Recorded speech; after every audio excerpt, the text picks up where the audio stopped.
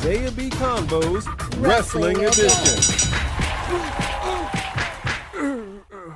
Ladies and gentlemen, boys and girls, children of all ages, welcome to the most must-see wrestling review and live reaction podcast in all of the land. I'm talking about A&B Convo's Wrestling Edition. But with us is the one and only wrestling historian. You know him, you love him. Joining us for the inaugural podcast, we have Stephen Sandridge. Let me talk to you. Let me talk to you.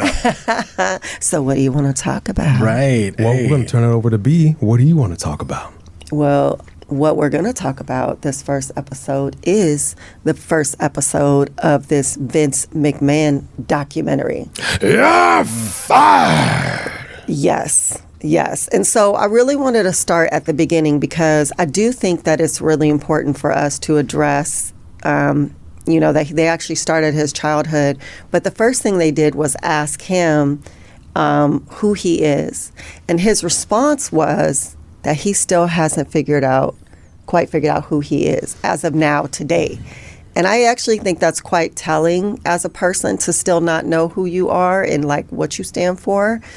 But when they continue to ask like Hulk and even Stephanie and Shane, Stephanie was like, nobody knows who he is. Hulk was like, nobody knows who he is.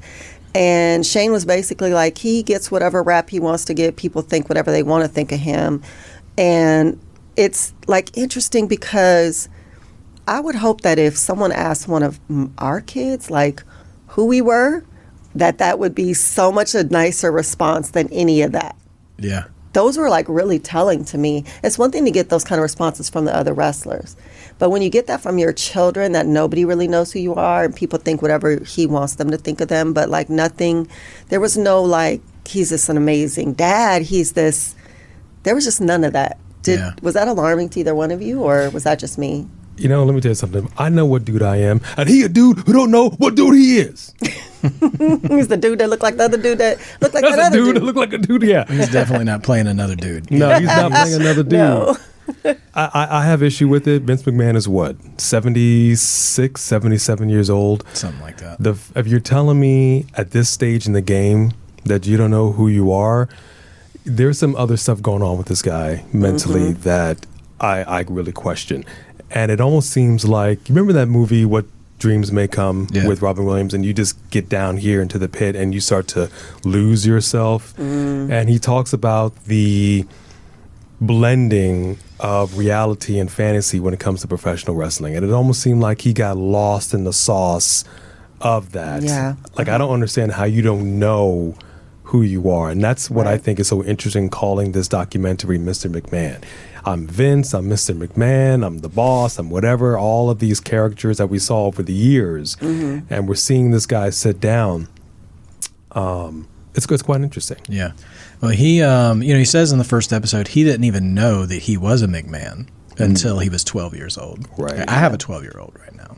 And I'm just sitting here thinking like, who's already like, and my children are adopted, so they already have a complicated story of knowing their identity and where they come from and what their history is. And so to hear him say that, and then also see a real, for him to recognize like his birth story and like who his father was, Vince Sr., and then what his relationship was with his father too, because it certainly was alleged and seemed like he was coming out of an abusive situation as a child, and believe me, I don't want this podcast to end with anybody thinking I'm a Vince apologist. It's a complicated man, but for him to come out of that and then meet his father with what sounded, to hear him say it, sounded like some expectation of acceptance and affection, only to be kind of kept at arm's length, definitely seemed to trickle its way down through his fatherhood of his children and stuff, and they get more into that. I've binged ahead a little bit, but when they talk about Vince as a father, and you get more from Shane and Stephanie on that, it's like, man, just generational trauma. Vince doesn't do anything small, including generational trauma, apparently. So like it's crazy. And so like I think honestly, him saying like I don't really know myself, who I am, keeping all those walls up for business reasons or relational reasons or whatever. Honestly, this whole documentary, while there's a lot that's gone, that's covered, there's a lot that some people already know, there's a lot that wrestling fans might already know, whatever. It just makes so much more sense why he is the way he is. I mean, not for better or worse, like not like a, it's an absolving of him or anything like that, but it's just like, well, of course this is what happened to you. Like, if this is the man you've grown up to be, and this is the reputation you have, like, it doesn't surprise me all that much. Like, it's hard to hear at first, but like, then I'm like, oh yeah, well, of course this is what would have happened to you. It's like the origin story movies, right? One of the villains, when we're like, oh, that's why you became a villain. That's not saying that it's okay to be a villain, Sure. but we are saying that we could understand. Usually there are factors that go into making a villain. And that actually was the next part that I wanted to talk about, because as you said, we're not talking about absolving or defending, but the reality is that trauma in childhood matters. It matters. That's why you heard me when I was on the Mental Health Monday show talk about the fact that, especially if there is a predisposition to some kind of mental illness, his dad obviously had issues. His stepfather was abusive. I didn't hear him speak much about his mom at all.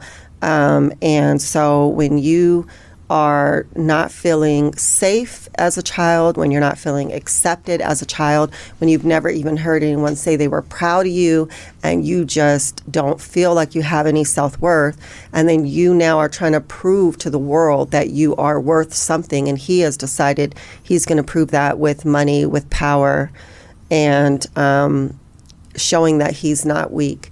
And so I do think that matters. Yeah. Yeah, absolutely. You know, the bigger issue that I have with it, though, and I don't know, we want to move on to some other topics, but in regards to this first episode, but I've said this before, you know, being at a certain age, at a certain point, you have to figure it out. I think, and from what I'm seeing of this person, he knows what he wants. He knows what he doesn't want. He knew at a very early age that he wanted to get this business out from under his father.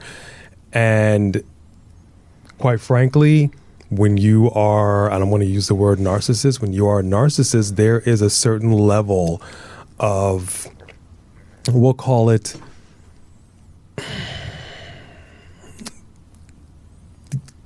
there's wool over your eyes, if you will.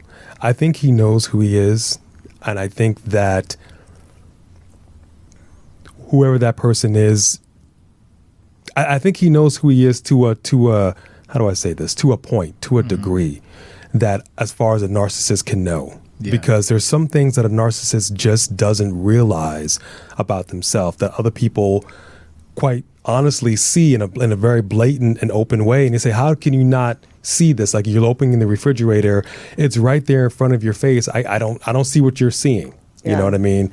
So I hear, and thinking about it, I hear what you're both saying.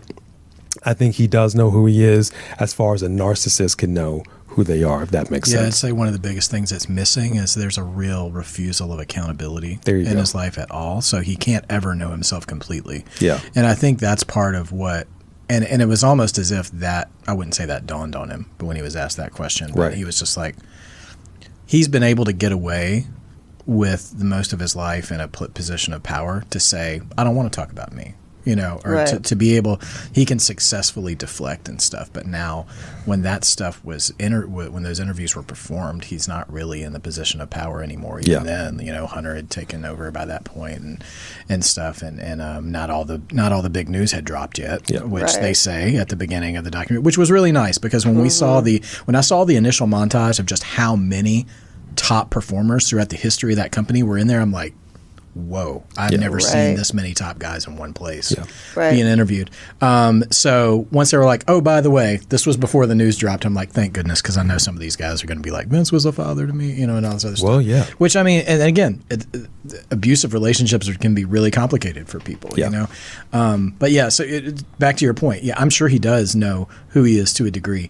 But his refusal to this despising of weakness that he possesses, like, also will put those blinders on for him to really fully know who he is. Because if you can't identify with your weakness, then you can't really know yourself. Yes, I agree. Completely. Yeah. I agree. Yeah, absolutely.